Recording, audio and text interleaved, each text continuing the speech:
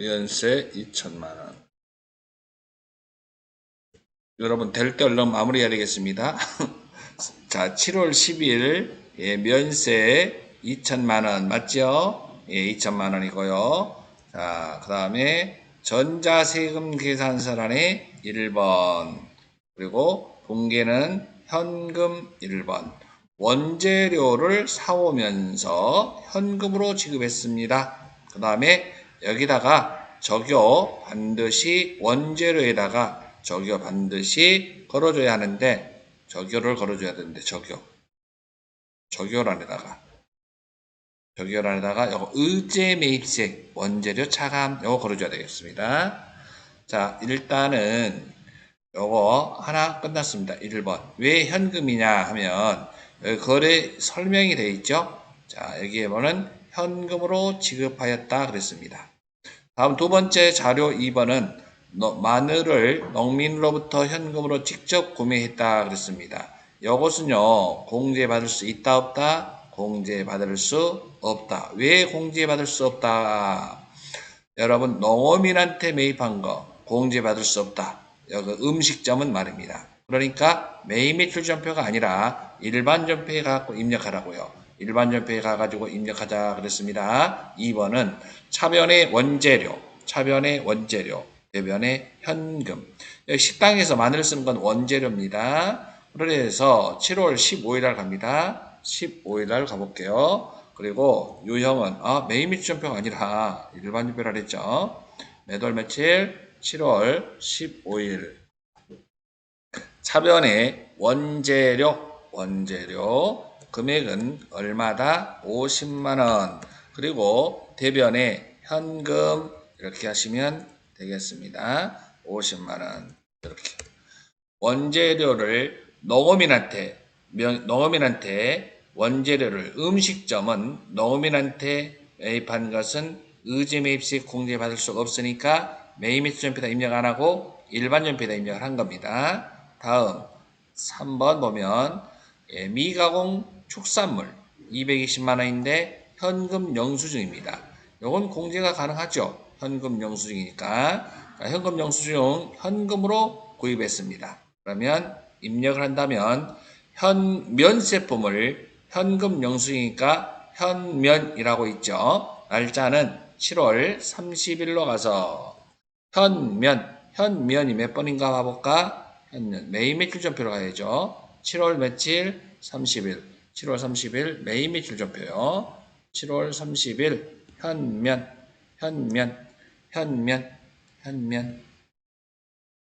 여러분 현면이 여기에 매출이에요 매입이에요? 매입 62번을 가야 되겠죠. 돼지고기 그리고 220만 원을 이렇게 부가세 포함해서 입력을 해줘야 되겠죠. 거래처는 대길농장 그리고 전자세금과 관련이 없고 현금이죠. 현금 원재료를 맞고요. 분기에다가 적요란에 클릭하고 여기다가 적요 몇 번 걸어라? 6번 이렇게 걸어줘야 한다는 겁니다. 자, 여기까지 여러분 됐습니까? 그러면 이제 의제매입세 공제신고서를 작성하라 했으니까 의제매입세 공제신고서 가봅니다. 가보고 7월부터 몇 월까지 갑니까? 9월까지를 갑니다. 7월부터 9월까지를 가고요. 자, 왜 하나밖에 안 들어왔지? 매입매출점에 대길농장 하나밖에 안 들어왔을까? 여러분 두 개가 들어와야 되는데 대길농장 영진유통 53번 면세가 안 들어왔네. 날짜가 7월 10일 거 있었죠? 7월 10일 한번 저는 가볼게요. 여러분 왜 안 들어왔냐면 거래처가 안 들어왔기 때문이에요.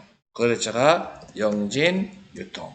자, 여러분 요 거래처가 안 들어가면 의제 매입세 가서 불러올 수가 없구나라고 이해하시면 됩니다. 아시겠습니까? 예.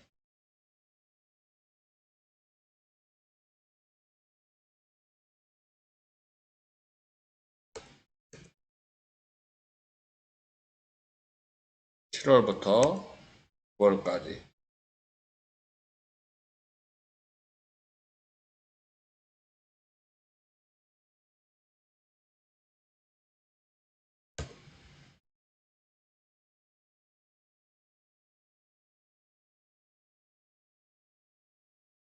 이렇게 들어와 있죠? 두 개가 들어와 있죠, 여러분? 예, 여러분도 들어와 있죠? 예, 안 들어온 이유는 아까 좀 전에 뭐 때문에 그랬다? 거래처 등록이 안 됐기 때문이다. 그리고 여러분들 여기 자동으로 세팅되어 있는 게 104분의 4로 되어 있는데, 여러분 106분의 6으로 해야 되겠죠? 두 개 다 106분의 6. 이렇게 고쳐주셔야 되겠습니다. 이게 바로 의제매입세 공제신고서고요. 그 다음에 부가세 신고서에는 어떻게 반영되는가 봐봅시다. 부가세 신고서 클릭.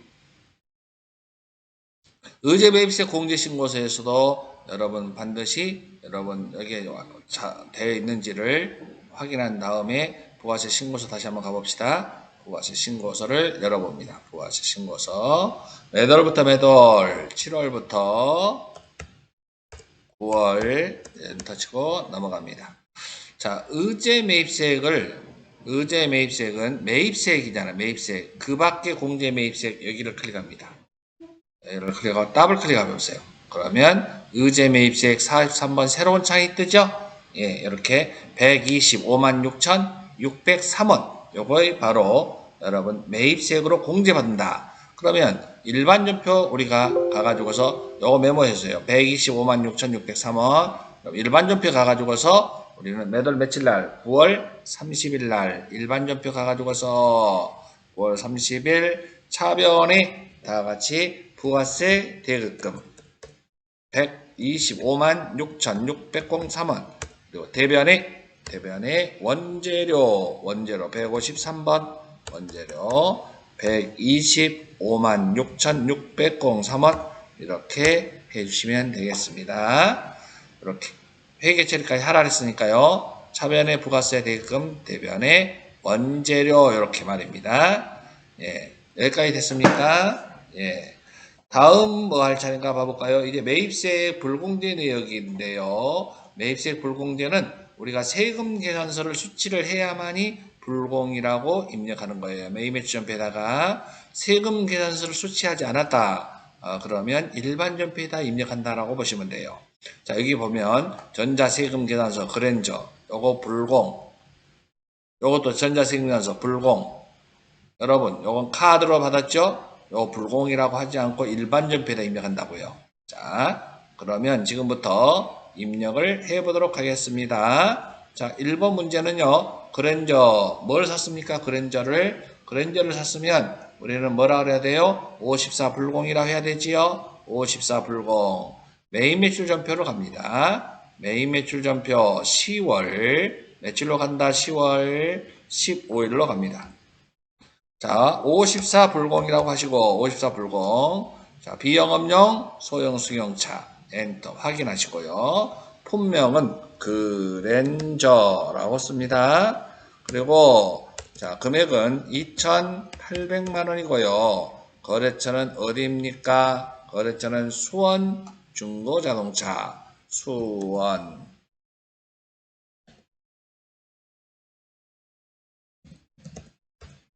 수원중고자동차 전자세금계산서고요. 혼합이라고 하시기 바랍니다. 자, 그 다음에 외상이니까 차변에 차량운반구 208번 차량운반구를 쓰고요. 대변에 미지급금 얼마예요? 3,080만원 이렇게 입력해 주시면 되겠습니다. 자, 54 불공이라고 됐죠. 다음 두 번째 가봅니다. 두 번째. 자, 10월 21일 여러분 요것은 홍삼 엑기스를 거래처를 봤더니 여러분 뭐예요? 매출 거래처에 선물로 증정했다. 그러면 이거 바로 결과적으로 접대비다 이런 얘기죠. 10월 21일 불공이라고 입력합니다. 10월 21일 다 같이 유형은 54 불공 접대비와 관련된 건 8번에 있습니다. 그리고 홍삼이라고 쓸까요? 홍삼이라고 씁시다. 자, 여기다가는 얼마로 입력해야 됩니까? 부가세, 공급가가 65만원입니다. 65만원. 거래처는 하늘마트입니다. 전자세금 맞죠? 그 다음에 혼합 3번. 여기서는 접대비라고 합니다. 다 같이 무슨 비? 접대비는 813번 접대비라고 쓰고요. 대변에 미지급금 71만 5천원. 이렇게 하시면 불공이 되겠습니다. 다음은, 자, 다음 문제 봅니다. 예, 매출 전표가 있고요. 그 다음에 여러분 개인적인 용도로 사용하기 위해서 전자마트에서 노트북을 구입하고 신용카드 매출 전표를 발행했습니다. 신용카드 매출 전표 세금 계산서 수취한 거 있나요? 세금 계산서 수취한 게 없으니까 매입 매출 전표에다 입력하지 말라는 거예요. 일반 전표에다가 입력하라는 거예요. 일반 전표에다가 여기서는 대표이사 개인적인 용도로 사용한다 그랬기 때문에 가지급금이라고 적어 놓으세요. 가지급금. 금액은 확인해 볼까? 13만 2천원이 되겠습니다. 날짜는 다 같이 11월 10일 날 가서 여러분 잠깐만 일반 연표라 그랬죠. 일반 연표 11월 10날 가야죠. 11월 10날 차변에 가지급금 여기에 가지급금 다같이 거래처는 누굽니까? 이름을 박길호. 그 다음에 가지급금의 금액은 얼마입니까? 132만원. 그리고 대변에 미지급금 무슨 카드? 삼성카드로 132만원 이렇게 입력해 주시면 되겠습니다. 가지급금에도 거래처가 반드시 들어가야 한다는 거 기억해 주시고 혹시 여러분 아까 질문한 것처럼 자 거래처를 입력해야 돼요 말아야 돼요 그러면요 헷갈리면 여러분들은 어떻게 하는 게 좋을 것 같아요. 거래처 입력해 줬다고 해서 틀린 건 아니니까 거래처 입력을 해주고 편안하게 사는 게 행복해지겠죠. 예, 불안해 살지 말고 거래처 입력해야 될까요 말아야 될까요 그러면 입력해주고 편안하게 살아라. 입력해주면 여러분 입력해줬다고 해서 틀리는 경우는 없기 때문이에요. 거래처 입력 안 해서 틀린 거지. 알았나요? 네네. 다음 이제는 이제 뭐 하라 그랬는가 봐봐요. 우리가 이제 거래처를 3개를 자료를 입력을 했습니다. 매입 매출표 입력했고요. 확정 신고 시 매입시액 불공제 내역에다가 여러분 내역을 작성하라 그랬는데 여러분 이것은 작성이 자동으로 되겠죠. 다 같이 전체 메뉴를 들어와 보시고요. 자, 매입세 불공제 내역 왜 자동으로 작성되느냐? 이것은 여러분 왜 그럴까요? 매입 매출 전표에다 입력하면 자동으로 작성된다고요. 여기 들어오지 않은 것은 불러오기를 안 했기 때문이고요. 불러오기를 예 해보세요. 그러면 지금 여러분 2건이 이렇게 들어와 있잖아요. 그지요? 예. 매입 매출 전표에다 입력한 것만 들어온다고요. 이렇게 됐습니까? 그 다음에 우리 뭐 하라 그랬나요? 부가세 신고서 작성을 하라 그랬나요? 부가세 신고서를 한번 가보도록 하겠습니다. 부가세 신고서를 가보시면요. 10월부터 여기를 클릭하고요. 10월부터 우리 데이터는 모두 저장을 해줘야 합니다. 10월부터 12월 이렇게 가시고 우리는 지금 여기서 뭘 하려고 그럽니까? 부가세 신고서에 가가지고서 공제받지 못할 매입세 이걸 다시 클릭하고 더블 클릭해 보세요. 그러면 새로운 창이 뜨지요? 이렇게 해서 공개받지 못할 매입세 이렇게 확인할 수 있습니다. 매입 매출 전표에 입력을 했으므로 자동으로 불러와진다는 걸 말씀드리고자 합니다. 자, 그리고 여러분 결산까지 들어가도 되겠습니까? 여러분 결산 곧바로 들어가도록 하겠습니다. 여러분 결산 들어가도 되죠? 자, 결산 가봅니다. 자, 외상 매출금 입금액이 200만원 있어요. 그런데 어느 단기 대여금 횟수 어느 대여금 횟수가 70만원이다. 대여금 횟수액 단기 대여금 횟수액에 70만원이다. 이 가수금 동그라미 있어요. 가수금. 가수금은 내용 불명 부채라고 적어놨어요. 부채. 이거 무슨 돈이냐? 이 돈 들어와 가수금이라고 돈이 들어왔는데 확정되지 않아서 임시적으로 우리는 뭐라고 했냐면 가수금으로 처리를 해놨어요. 그런데 그것을 오늘 알게 됐다는 거예요. 결산일 12월 31일 날 봤더니 12월 31일 날 봤더니 차변에 부채 감소 차변에 가수금. 가수금도 여러분 엔터 치고 얼마가 나왔어요 지금? 얼마인지를 몰라요? 예, 두 개를 더하면 270만 원이지. 270만 원. 그리고 대변에 이게 내용이 뭐예요? 예상값 받았더라. 거래처는 어디? 디스 왕고, 디스. 얼마짜리? 200만 원. 그리고 또 대변에 뭘로? 단기 대여금. 다시 무슨 대여금? 단기 대여금. 이렇게 해서 단기 대여금의 거래처는 어디야? 은호라고 쓰고요. 70만 원 이렇게. 270만 원이라는 돈은 예상값과 돈 빌려준 거 받은 돈이다 라는 걸 밝혀졌습니다. 자, 그걸 정리했고요. 예, 예. 다음은 이제 문제가 뭐냐면 예, 퇴직급여 충당금과 관련된 문제네요. 자, 퇴직급여 충당금 부채 추계액 우리 회사가 일시에 우리 회사의 임직원이 일시에 퇴직한다고 하면 필요한 금액이 퇴직급여 추계액이에요. 그것 전부가 다 퇴직급여 충당부채로 설정한다. 자, 부채로 잡아놓는다 이 말이에요. 그러면 관리부가 3,800만 원이 필요해요. 그런데 관리부가 지금 얼마 갖고 있어요? 퇴직급여 충당부채를 얼마? 예, 2,200. 그럼 얼마가 부족해요? 1,600이 필요해요. 1,600. 그렇죠. 1,600만 원. 그 다음에 생산분은 3,000이 필요한데 지금 1,800이 있대요. 그럼 얼마가 필요해요?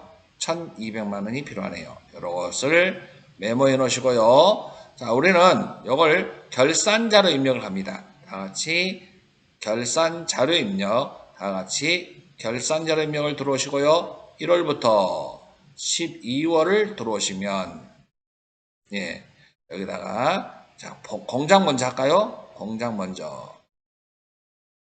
퇴직급여라고 보인 거 결산자료 입력에다가 공장에 얼마가 필요해요? 공장에는 1,200만 원.